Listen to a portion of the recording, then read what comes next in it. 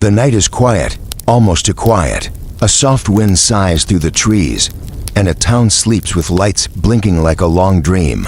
Tonight, you're stepping into the shadows between heartbeats, where fear wears a gentle mask. Close your eyes. Listen for the sound that isn't there, the creak of old wood, a door that hasn't opened in years, a flutter unseen behind your shoulder. The world feels real and unreal, as if you stand at the edge of a hill watching the night pull its shawl tighter around the houses. A road not on any map curves around memory, guiding you to a letter that waits in a pocket, the kind that keeps showing up when a door is about to open. The handwriting carries a weight, ready to share its secret only with those who listen. Time will move slowly, every sound purposeful, every shadow a shape, every room a question. An invitation promises a feast for the senses and a quiet danger hidden in polite smiles and perfect tables. Imagine a large old house listening to the wind, lavender scent sharpening into a warning. The room isn't bright, but not dark either, where the ordinary becomes uncanny. A ticking clock with a paused beat, a painting whose eyes move when you aren't looking, a chair that slides as if someone else has already sat down. A soft, precise voice slides into the room, offering a carriage for a night ride through frost-touched fields. Raven's Hollow Manor drifts into your mind, a dream word you can almost recall. Travelers arrive as if drawn by a single thread, each carrying a memory they can't name, a small fear fluttering like a moth in a jar. You're not just watching, you're a listener, a witness who must decide where curiosity becomes danger. The host's invitation promises elegance and mystery, a night of quiet power, a lantern-lit city you've never left, and a house that breathes with its own rhythm. Yet the tale remembers every choice you've made and every dream you've yet to dream. If you're ready, take a slow breath.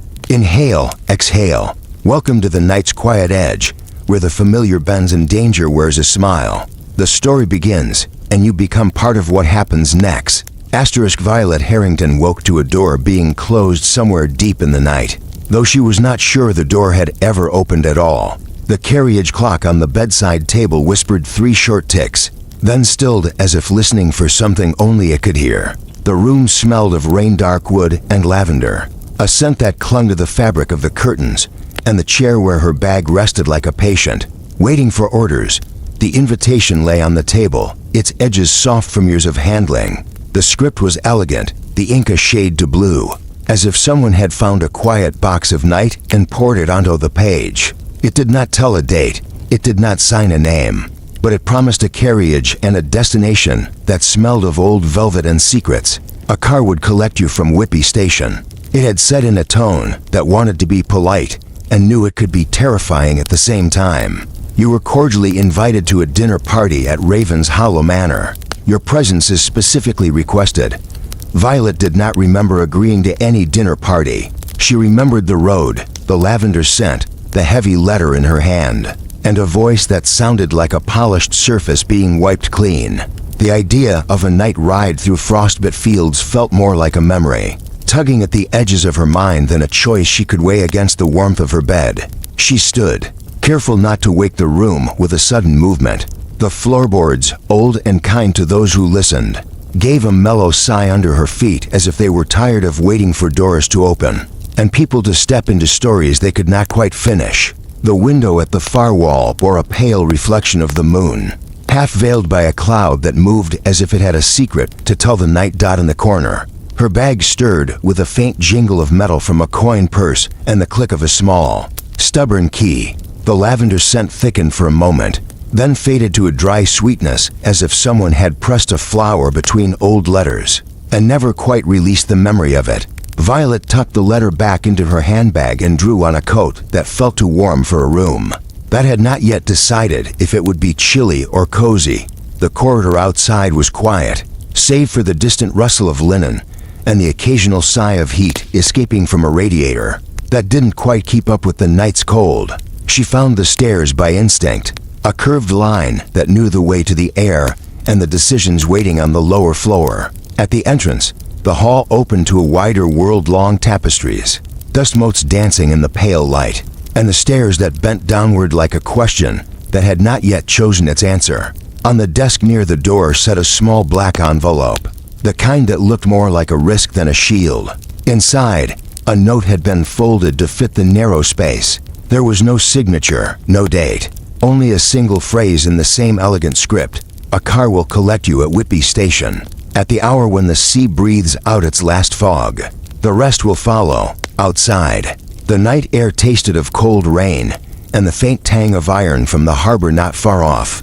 The street lights hummed, a lazy sound that reminded Violet of a bee trapped between glass. She could not decide if leaving would be an escape from something or an invitation to something larger. Something that would pull her into a story that would not let her go again. The gate to the road was a thin line of black iron, and beyond it, the world wore the shade of a dream rather than a city's night. The Bentley waited in the shadow of a row of hedges, its engine ticking idly as if it too enjoyed a moment to think. The driver, a tall man in a dark coat with eyes that seemed to measure every breath, stood by the door with a posture that suggested he preferred not to be noticed, yet somehow could not help being observed. "Miss Harrington," he said when she approached, his voice smooth and precise, as if spoken from a tailor's bench. The name felt generic on his tongue, but his eyes held a news that did not belong to the present moment. "I am Piton, the driver. If you would follow me, please." The car's interior was a museum of quiet luxury, leather that had softened with age, wood polished to a glassy gleam, and a scent of old books faint beneath lavender. The vehicle moved with a smooth confidence, a reflective surface gliding along a road that rose from the town toward the moors. Violet watched the town shrink behind them, its chimneys like tired ghosts, its windows winking with stories that would never be told aloud. The ride wound away from the coast, through lanes that curved as though they remembered every footstep of travelers who had passed long before. Ahead, other cars carried solitary figures in formal dress, their headlights slicing the night into pale strips of time. A procession, Piton had said, though his words remained only a suggestion in the still air. The car turned onto a private drive, and the manor rose before them like a challenge carved from shadow. Raven's Hollow Manor stood with dark majesty, tall windows, towers that pierced the low-hanging clouds, walls that seemed to lean in as if to eavesdrop on any whispered plan. The grounds looked as if they had learned patience from decades of rain and wind.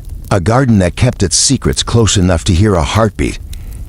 "Here we are," Piton announced, as though delivering a small, ceremonial gift to the guests of a carefully rehearsed night.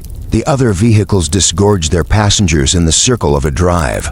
9 figures stepped out into the gathering dusk, each moving with a measured grace that suggested they had learned to arrive with intention, to blend into a room where any moment could tilt the balance toward danger or delight.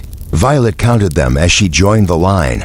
A woman with silver hair who offered a gloved smile, a man with the bearing of a soldier and the eyes of someone who counted his steps like a march, a doctor with intelligent eyes framed by wire-rimmed spectacles, a spinster who clutched a purse as if it might open to reveal a hidden map, and others, each carrying a memory they wore like a cloak.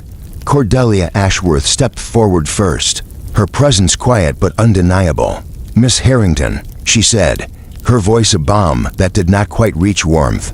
"How curious that we should all arrive at precisely the same moment." Violet offered a polite nod, feeling the weight of so many introductions without the ease of a familiar circle. The others began to speak in careful tones, names slipping into the conversation like knives sheathed in velvet. Dr. Felix Carmichael, Miss Beatrix Fairchild, Mr. Rupert Blackstone, and the rest whose names joined the chorus of strangers who felt suspiciously like old friends in a room that did not want to reveal its true purpose.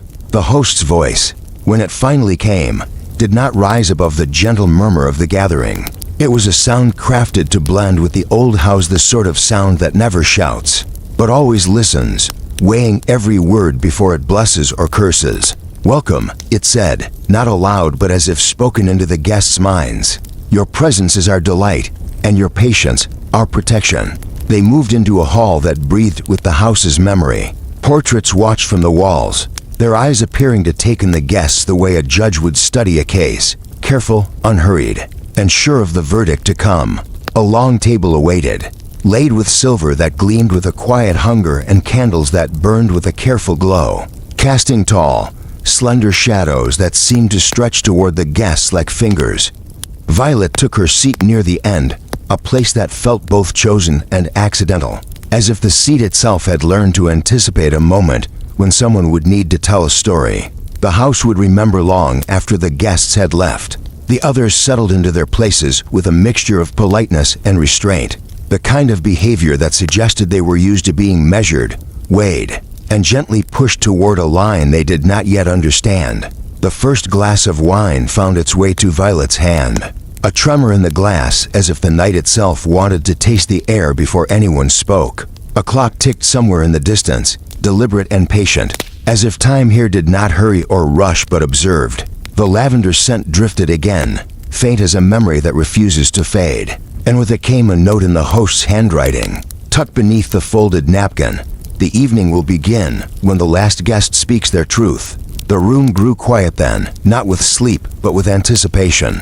The first talk was small, a joke that landed like a seed and took root in a smile, a compliment offered like a coin in a quiet street. Then the talk shifted, as it always does in a place that feels older than the people in it. The topics narrowed to maps of regret, the rooms people cannot enter again, the choices that change the path of a single life. Violet listened more than she spoke, and when she did speak, she spoke softly, choosing words that felt like they carried both a warning and a wish. As the dinner wore on, a strange chorus began to form around the table, soft nods, a chorus of tiny agreements, the mounting sense that every remark was a step toward something not yet named.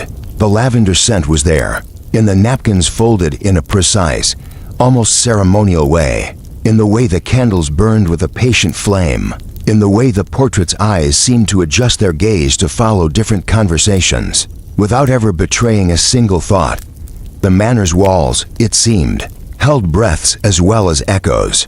They breathed with the guests, inhaling their fears and exhaling their secrets into the rooms that branched off the dining hall. Violet found herself listening to a conversation about a letter found in a trunk long ago, a letter that had set a clock to stopping at midnight each year. The idea lodged in her chest like a seed that would grow into a memory she wasn't sure she wanted or could bear. When dessert came, the hostess spoke again, a measured invitation to linger in the glow of the candles, to drink more wine, to loosen the tongue just enough to reveal something that would change the night's plain path into a trail of questions. The host's smile was a map drawn with care, suggesting that every guest carried a key the house would require, yet no one could quite locate their own. Violet pressed her napkin to her lips, the lavender scent returning with a small, icy tremor that ran through her spine. She looked around the table, at the faces that seemed to have stepped out of different stories and found themselves sharing a single moment. The man in the dark coat, Piton, had vanished from sight, his role as silent spectator now replaced by the sense that the night itself was watching them through the manor's old, patient eyes. As the last wine glass emptied, a hush settled, not heavy but thick with potential. The dining hall seemed to exhale, and the air grew colder, as if the house remembered a winter that had never truly ended. A door in the far wall, usually hidden by portraits and drapery, creaked open with a sigh that sounded almost like a throat clearing before revelation. The guests turned, not with fear, but with a respectful readiness, as if they had been waiting for something to begin that would not be gentle. And Violet, with the invitation still warm in her palm and the lavender scent curling around her like a veil, felt a shift inside her. The night's promise was no longer a distant rumor, but a thread she could grab, a choice she could pull, a door she could push open if she wished. The house did not force her. It invited her to decide what kind of memory she would leave behind when morning finally came. In the stillness that followed, the manor seemed to lean closer, listening not just to the guests, but to the very breath of the person who would decide whether the night would end in warmth or in something sharper, darker, and more lasting. Violet raised her head, met the eyes of a portrait that looked back with uncanny calm, and chose to listen a little longer to the quiet, patient hum of Raven's hollow manor. The morning after arrived softly, like a suggestion that had been whispered into the room overnight. Violet woke to a stillness that felt like a held breath. The lamps in the hall cast a pale, patient light, and the lavender scent lingered, not loud, but constant, as if the house insisted on a memory it could not quite release. No one spoke of what happened at the end of Chapter 1. Instead, the guests moved with a calm precision, as though each step had been practiced in advance for a ceremony they barely understood. The manor seemed to wake with them, its floors sighing under gentle pressure, its stair treads warming slightly where someone's foot had rested the night before. Cordelia Ashworth appeared in the doorway like a portrait stepping to life. Her silver hair framed a face that had learned to listen more than to speak, to notice what the room failed to say. "Miss Harrington," she murmured, with a note of curiosity that wasn't unkind. "Sleep well, or not at all. Either way, you've earned a proper breakfast." Violet managed a small nod and followed the others into a dining room that looked different in the light of day. The candles were extinguished, but the glow from the tall, narrow windows kept the space warmly lit, as if the house preferred the day to begin with a soft, forgiving blush rather than a harsh noon. The host's voice did not come again with the ring of ceremony. It came through the subtle shifts of conversation, a thread pulled gently through the group. They spoke of maps and routes, of places visited long ago, of doors that opened to rooms that did not exist on any street plan. Each guest carried a tale wrapped in courtesy, like a letter tucked in a jacket, best left unread until someone could be trusted with its truth. Beatrix Fairchild, the spinster, spoke softly about a trunk in a long-closed attic, its lid covered in dust and promises. The words seemed ordinary at first, but the room's air thickened as if the attic itself exhaled through her sentence. "There are things in old trunks that never belonged to anyone but the house," she said, glancing around as if to measure the correct reaction from the walls themselves. Dr. Felix Carmichael offered observations with the calm of a man who had treated more than bodies. He treated secrets as if they were patients who might resist a simple cure. "Memory," he said, "is a constellation. Some stars burn bright, others are only a memory of light." He did not smile while saying it, but his eyes softened just enough to reveal a warmth beneath the scholarly mask. The others listened, each choice of word weighed, each pause a chance for the room to fill in the gaps. The lavender scent returned, not to invade but to anchor the moment, a scent that seemed to belong to the house as much as to any guest. After a quiet breakfast, the host's attendants led the guests on a tour of Raven's Hollow Manor. The corridors stretched like a maze designed to test patience more than direction. Portraits gazed down with the solemn judgment of old guardians. Their eyes followed every step with a patient regard that suggested they knew more than they would someday reveal. A library hid behind a paneled wall, and inside, letters bound with ribbon lay in a desk drawer like sleeping promises. Violet brushed her fingers over the frayed edges of a note, its handwriting a familiar, almost kin-like script, but the words were obscured by the dust of years. A safe, locked with a key that looked ordinary, sat in a corner as if it had waited for a century for someone to notice it. The gathering in the library felt different from the dining hall. Here, the tempo slowed, and the talk turned from memory to motive.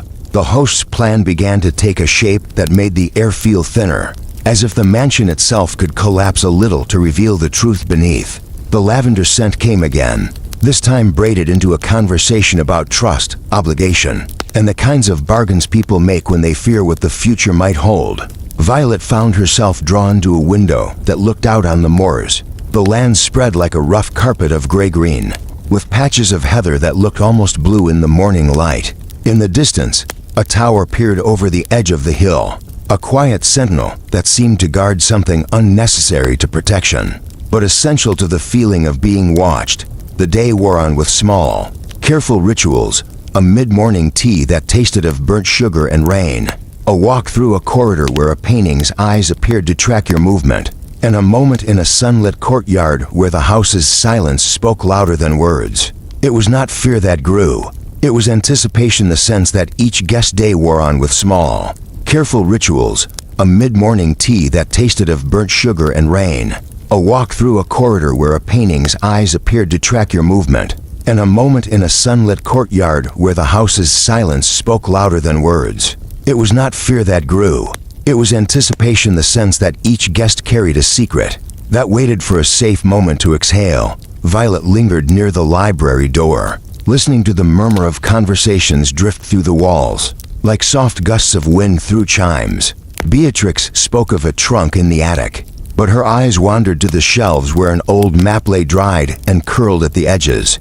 The map wasn't like any regular map. It seemed to breathe, its ink shifting in minute, almost imperceptible ways, as if the roots it showed were alive and listening. Cordelia Ashworth found Violet by the window and joined her with a quiet, almost shy smile.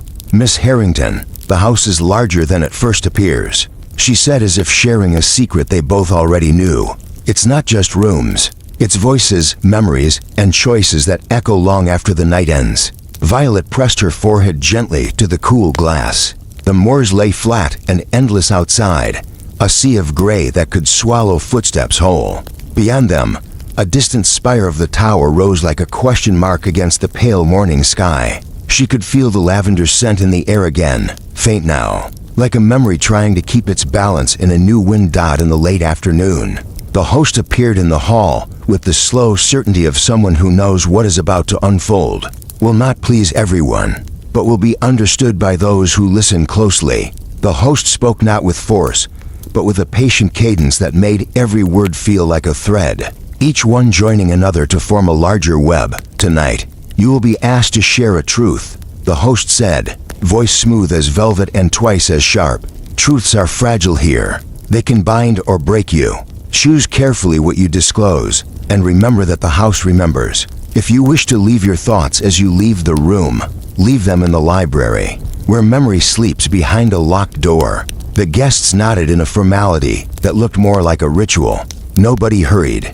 The sun angled through the tall windows, throwing long, pale bars of light across the parquet floor. The lavender scent lingered, a soft bell that rang in the mind rather than the nose, nudging each guest toward an admission that might change the entire evening. When Violet returned to the library, the door to the locked desk drawer where the map rested stood slightly ajar, as if someone had recently checked the item and decided not to disturb the surrounding quiet. She pushed it open with care and saw the map again, its ink now clearly tracing a path that led not only through the countryside, but into the heart of Raven's Hollow itself. A small, folded note lay atop the map, written in the same elegant hand as the invitation. It read, "The way forward is found where a memory aches." The night thickened with a velvet touch. The guests gathered once more in the dining hall, where the chandelier's crystals threw rainbows across faces drawn in by candlelight. Conversation circled like a slow game of chess, each speech a move toward an unseen objective. Violet listened as the doctor spoke of patients who refused to forget, of events memory had bottled away in its deepest corner. Beatrix whispered of a trunk's lid that wouldn't fully close, of letters that refused to be burned. Each tale seemed to knit together with the lavender scent, tying the stories to a shared, unsaid purpose. A clock chimed somewhere, a sound that did not mark the hour but marked a decision. The guests felt a shift in the air, as if the house itself had drawn a breath and was about to exhale in a deliberate way. The host's voice followed, calm and precise. "We have one more rite to complete this evening," it said, the words weightless yet inexorable. "Before the night gives way to dawn, we must all tell a truth that we have kept in shadow for a long time. Speak softly and listen with the same softness, for truth, in this house, does not demand loudness to be heard." Violet rose then, not out of bravado, but from a sense that a door in her memory had been nudged by the house's quiet insistence. She spoke of a moment when she was a child, a moment when a doorway had opened to a corridor of light and then closed quickly, leaving a sliver of cold. Violet rose then, not out of bravado, but from a sense that a door in her memory had been nudged by the house's quiet insistence. She spoke of a moment when she was a child, a doorway opening to a corridor of light and then closing quickly, leaving a sliver of cold in its wake and a whisper that sounded like someone saying, "Stay." The room listened, and the lavender scent grew more insistent, wrapping around the guests like a soft shawl that hides hands that tremble. The host's reply arrived not as a shout, but as a tide turning in a quiet sea. "Truth spoken in the right voice can mend what memory has broken," it said, the velvet tone both soothing and inexorable. "But be careful, because the house hears you twice, once with your ears, once with your heart."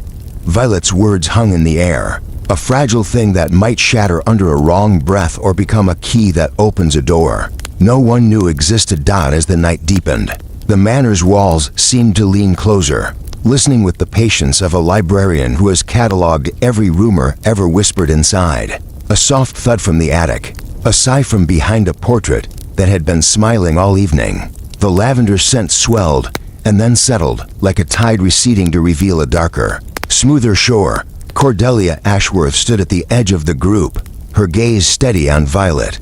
"Miss Harrington, your memory is a map, and maps can be dangerous to carry," she said in a voice that felt like a warning wrapped in courtesy. "Some paths require you to forget a gift you never realized you had."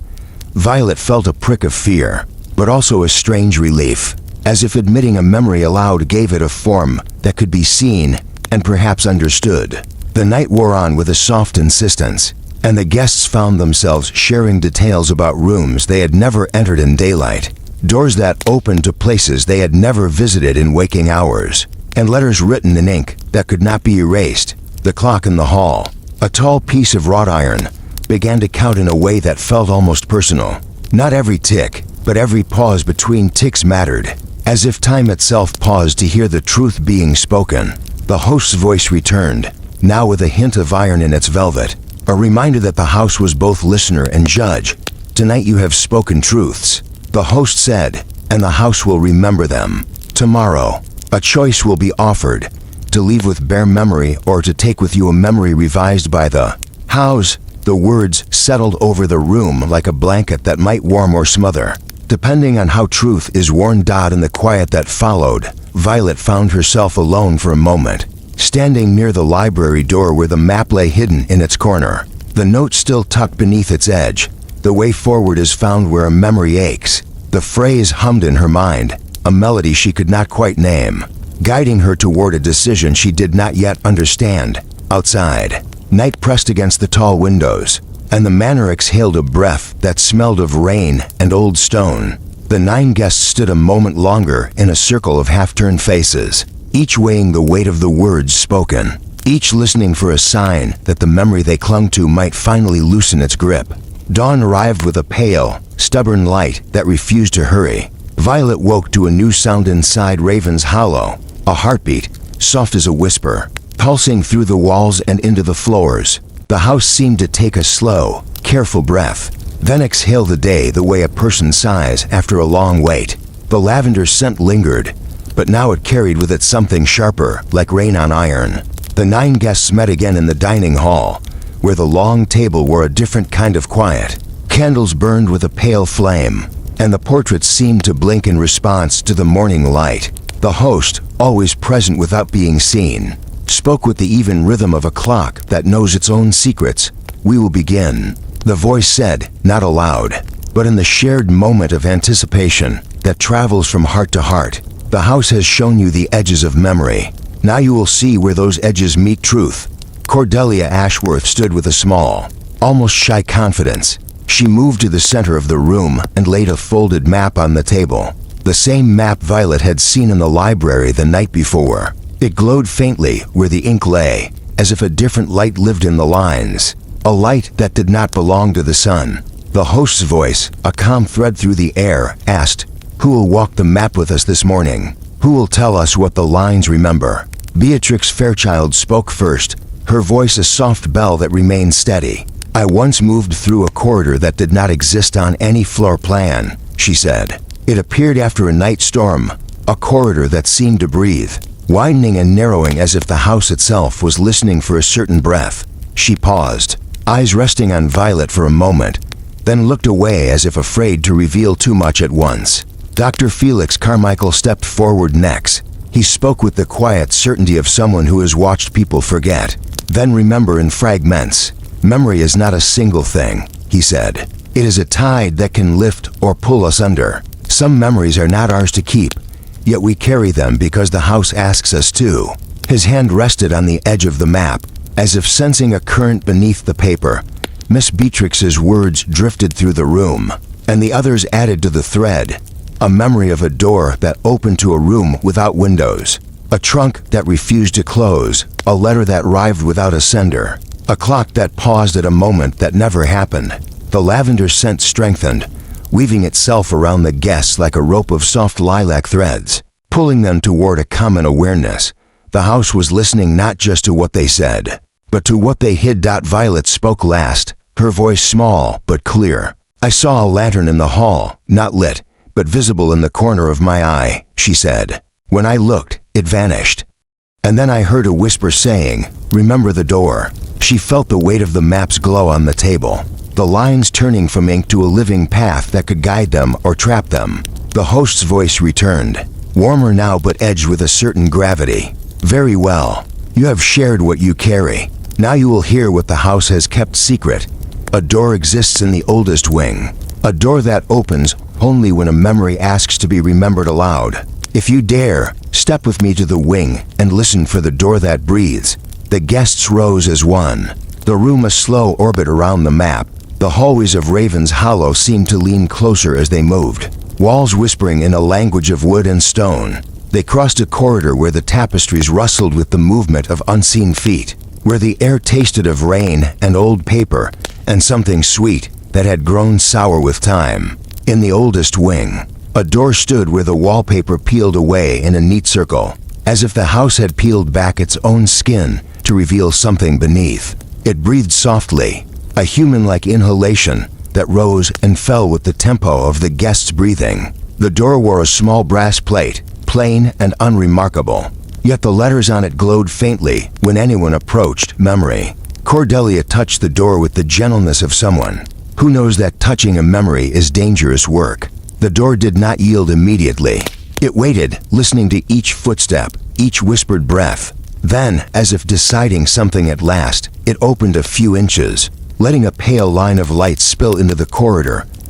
Memory breathed through the crack in the door, a pale, patient sigh that seemed to come from somewhere deep inside Raven's Hollow, and nowhere near the present moment. Violet held her breath, listening as the others gathered behind Cordelia, their faces pale in the faint light that spilled from the opening. The breath from the door carried a remembered sting, like rain on a wound that never fully closed. The corridor beyond the door was narrower than the others, lined with panels that looked ordinary until you saw the faint glimmer of something behind the wood. Like a memory trying to push through a wall, Cordelia stepped forward first, the map still warm in her hands as if it had absorbed the house's heartbeat. If a memory is what opens the door, then perhaps a memory is what must be invited through, she said, her voice low but clear. "Let us speak our truths again, and perhaps the door will reveal more than a glimpse." Beatrix Fairchild went next, her eyes reflecting both curiosity and caution.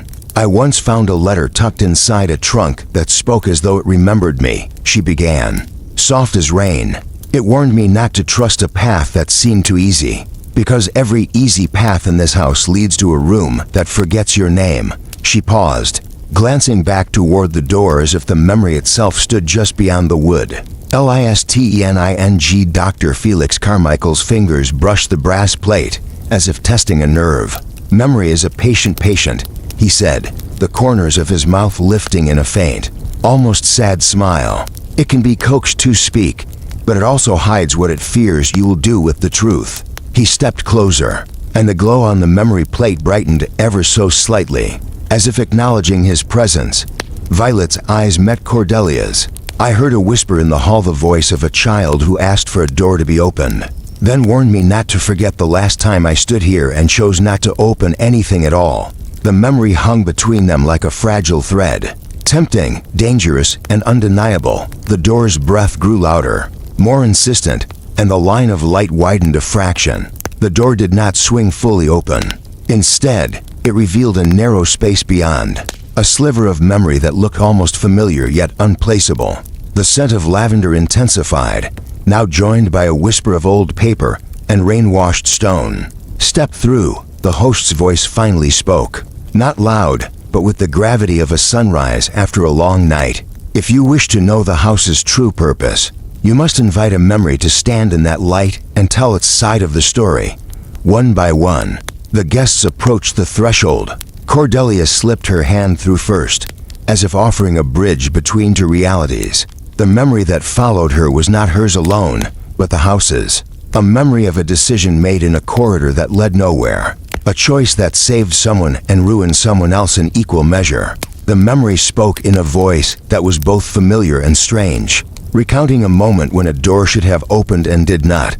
Beatrix followed, stepping into the light with a resolve that surprised even her. Her memory was a trunk in a dark attic, its lid skewed to reveal a glimmer of a map beneath the dust. The map spoke in a whisper, naming places Violet had not yet seen in this room, but recognizing paths the house had already walked with them. Felix paused, looking back at the others as if to share a last, wordless counsel. Then he too stepped through. The memory that came with him carried the scent of ink and pressed flowers, a letter never sent, a confession never spoken aloud, and a clock that had stopped for a reason tied to a name that wasn't theirs. When Violet moved to the threshold, the door's light filled the space as if the corridor itself had decided to take a breath and hold it. The memory hers bore the weight of a girl who once stood at a door that would not open, who learned to listen to the silence between sounds and to count the seconds between heartbeats. It told of a moment when fear had almost turned to courage, and then the moment had dissolved into a safer ordinary truth that she had chosen to bury rather than face. As the 9 guests shared their memories in the doorway's glow, something shifted inside Raven's Hollow.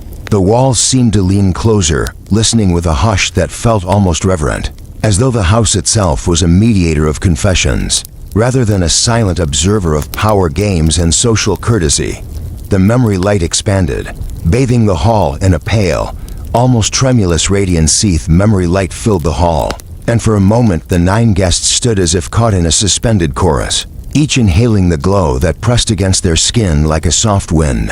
The house seemed to exhale slowly, dust motes turning to tiny chandeliers in the air as if the memory light had summoned them. From the corners of time, Cordelia's memory spoke first, not in words, but in a feeling, a door closing softly behind someone fleeing a room that no longer existed on any plan. The image was precise enough to leave a cold ash in Violet's chest. Cordelia described a corridor that had appeared after a storm, a corridor that connected rooms the house had kept separate since the first day. Raven's Hollow saw visitors.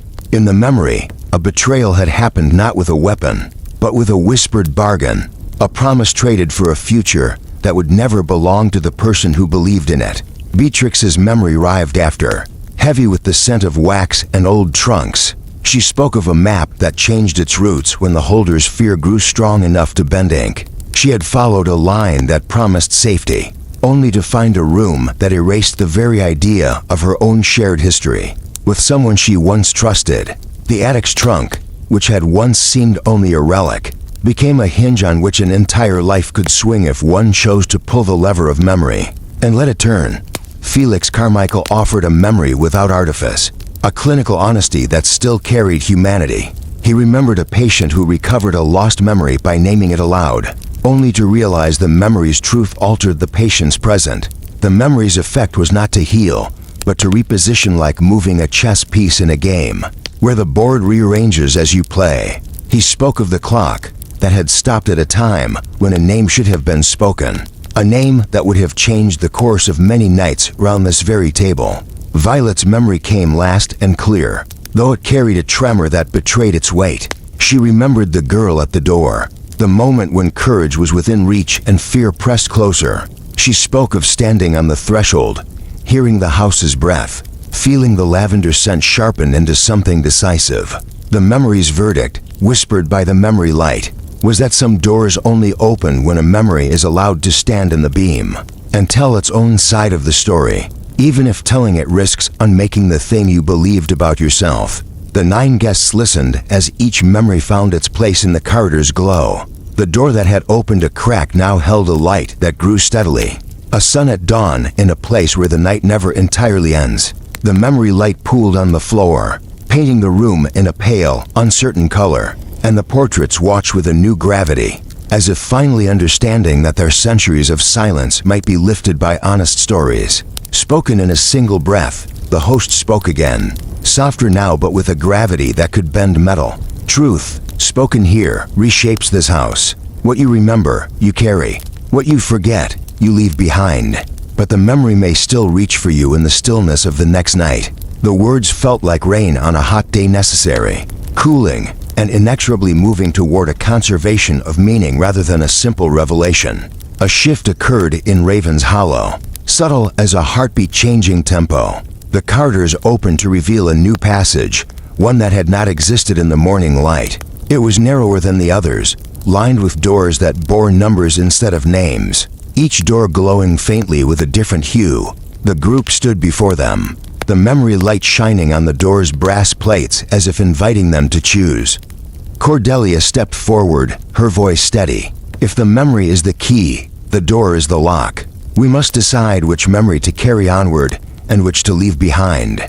We are not simply guests. We are guardians of a house that remembers everything we choose to tell. Her eyes met Violet's, and for a moment the two shared an unspoken agreement. The path forward would be chosen together. If it could hold the burden, Beatrix reached out, her fingers brushing the glow on a door labeled Memory of a Promise, the color of dusk. She whispered, "Promises, once spoken, pull us toward consequences that outgrow the moment of their making." She stepped back, allowing others to claim their chosen doors. Felix moved to one door that shimmered with a pale gold and a scent of old parchment. The door's surface seemed to ripple as if a page were being turned somewhere unseen. He paused, then offered a small bow to the room, and Felix's door shimmered like a page turning in a book. And he spoke his choice with a quiet, respectful bow to the room. "I will carry the memory of a name spoken in fear and kept in silence," he said. The door opened a fraction wider as if acknowledging the weight of the confession, and a narrow passage spilled into view, a corridor of doors, each painted with a faint glaze of a different memory's light. Cordelia stepped forward, her map still warm against her palm. She moved toward Beatrix's chosen door, Memory of a Promise, and then beyond it to another that gleamed with a cooler, sharper light, a door that hummed with the sound of rain on glass. She paused, meeting Violet's gaze. "If we are to walk these halls together, we must choose not only for ourselves but for those who will follow," she said, her voice as steady as ever. Violet felt the weight of the moment pressing at the base of her spine. The lavender sent a steady, distant bell. She reached for the door that shone with a pale blue glow, the one labeled Memory of a door that stayed open. The memory within spoke softly of a child's hand reaching through a crack in a door, of a moment when fear could have closed the passage forever but didn't. It was not a memory of triumph, but of a choice to allow another to step through first, to give permission for trust to cross the threshold. Beatrix, standing at Cordelia's side, nodded as if accepting a responsibility she hadn't anticipated. "We are weaving a map not just of places but of mercy," she said, lifting her chin. She selected a door whose brass plate bore the word Memory of a Lost Letter, its color a warm amber, its glow steady and inviting. The memory poured forth as a soft wind, bringing with it the scent of wax and ink, words written but never delivered, words that might have changed a future if spoken aloud. The 9 guests, now a circle of bright, weary stars, watched as each memory found its lantern within a door. The doors closed softly behind Felix, Cordelia, Violet, and Beatrix, leaving the others to await their own moment of crossing. The memory light pooled at their feet, then climbed the walls in glowing script, painting a map of routes through Raven's Hollow that seemed to pulse with life. The host spoke again, not with urgency, but with the calm assurance of someone who knows the house's deepest rhythm. "What you carry becomes a part of these halls. You will find your way not by force, but by the quiet power of truth carried forward. Remember, memory is a bridge, not a cage." As the doorways settled into their new stillness, a subtle change settled over Raven's Hollow. The air carried a charge, like the moment before rain, and the portraits at last seemed to exhale, as if relieved to see the guests choosing a path rather than remaining in judgment. The Carters brightened ever so slightly, and a faint warmth began to radiate from the old stones, the kind that suggests a place is not merely haunted by memory, but warmed by it. Outside, a soft wind picked up along the tower's line, winnowing the fog away from the moors. The house held its breath for a heartbeat longer, then released it with a sigh that sounded suspiciously like a smile. The 9 guests, now 6 or 7 depending on how one counted time between doors, moved with a new purpose. They were no longer a contingent of strangers at a dinner party. They were stewards of a living memory, tasked with guiding Raven's Hollow toward a future where the house would remember not only their mistakes, but their courage to tell the truth. The 6 or 7 guests moved through Raven's Hollow with a steadiness that felt newly earned, as if the memory light had stitched a map across their backs and written a gentle instruction. In the small of their ribs, proceed. But listen first. Violet carried the memory of a door that stayed open, and with it came a sense that trust was not a single act, but a practice and ongoing decision. To give space for another to step through, even when fear stands behind you like a shadow you know by name. Cordelia walked beside her, the warm map pressed between them, its glow now a soft, living warmth that hummed in time with their footsteps. Beatrix followed a pace or two behind, eyes bright with a cautious fire, as if she had learned to read a room not by the words spoken, but by the quiet beats between them. The doorways they passed now bore new inscriptions, subtle threads of memory written onto brass plates, memory of a promise kept, memory of a quiet return, memory of a room that would not forget. Each door seemed to pulse with a different tone, a memory's mood, and Violet found herself listening not to voices, but to rhythms, the rhythm of breath, the rhythm of heart, the rhythm of a concrete choice made in the moment of crossing. In the passage where the corridors bend like a poem on the page. A soft sound reached them, a page turning somewhere unseen, the smell of ink and rain and yesterday. It was as if Raven's Hollow itself were flipping a companion book open to tell a side of the story that the guests had only just begun to glimpse. Cordelia paused at a door labeled Memory of a Second Chance, its light cooler than Violet's, almost blue with a hint of frost. She looked at Violet with a grave gentleness. If we carry a memory forward, we must also understand how it changes the air around us. A second chance is not a remedy, but a discipline, one we must practice with care. Violet nodded, feeling the weight in her chest shift from a grinding ache to a steadier, slower pulse. She stepped toward Beatrix's door, memory of a lost letter, and found that behind the brass plate the air tasted of wax and sea salt, as if a letter had traveled across oceans of time to reach this moment. The letter's memory spoke softly, reminding them that some messages travel long after the writer is gone, and that receiving them can alter what the letters do to the present. Beatrix, for her part, stood nearer to the memory of a quiet return, a door that glowed with a muted gold, like the first light after dawn. The memory behind it was of a traveler who returned to a room not as a conqueror, but as someone who had learned to listen to what a place asked of them, its needs, its hunger for honesty, its longing to be seen without fear. As the group progressed, the house seemed to listen with renewed attentiveness, as if a choir inside the walls had found its voice after years of silence. The portrait's eyes, which had once watched with detached curiosity, now held a patient, almost forgiving warmth. The staircase's creaks formed a softer chorus, guiding them toward a space where the house's purpose began to align with the guests' evolving purpose. In a chamber that opened onto a balcony overlooking the moors, the 6 or 7 travelers paused. The morning sun spilled across the glass, turning dust motes into tiny constellations. The balcony offered a view not just of Raven's Hollow's outer world, but of the inner landscape.